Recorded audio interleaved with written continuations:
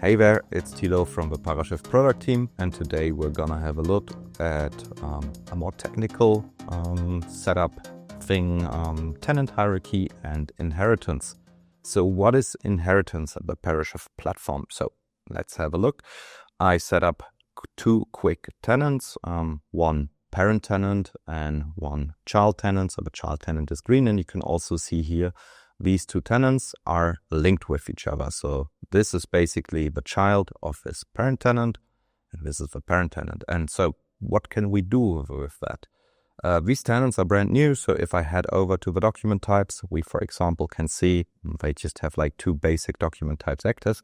But what I can do now is I could copy one of them, for example, this correspondence here.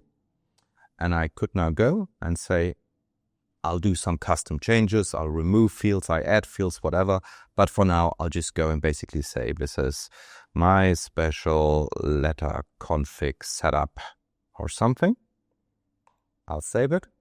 And now I can go, if I do this in the parent, I can say this configuration should not only be available in this tenant, but it should also be available in my subtenants.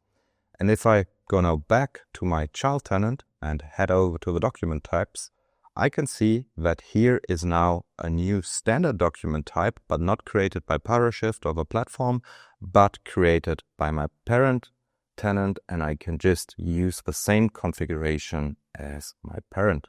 And this is not only available for document types, it's also available for fields, and it lets you also share training across different tenants. So if we look at this, this is the most simple setup we have. One client, one tenant, everything is handled in this one tenant, all the documents are processed there, all good and hunky-dory.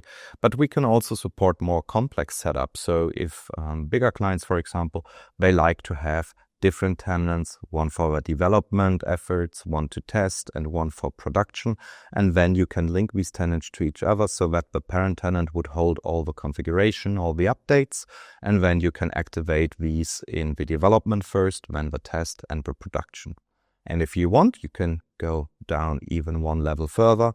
You could, for example, have your tenant hierarchy reflect maybe your business unit. So you have one parent tenant, then you have maybe a business unit, one for Germany, one for France, one for Switzerland, to basically separate the different entities. And under these, you could have, again, then different use cases, or a development or a test or a production tenant. So the possibilities are pretty extensive, and it always depends a little bit on your use case, if you want one or multiple tenants, or even like multi-level tenant hierarchies. So to recap, these hierarchies are mainly used to organize your setup, to share training for classification, extraction, as well as separation across your organization, share the configuration from the parent to your subtenants. Good. I hope I made it a little clear how this is valuable, and but fear not if this looks complicated at first. Our customer success team is happy to help you during onboarding to decide together with you what's the best structure for you, give you some best practices how our clients usually do it, and we're always happy to also dive a little deeper in the pros and cons of this. So, see you next time. Have a nice one. Bye-bye.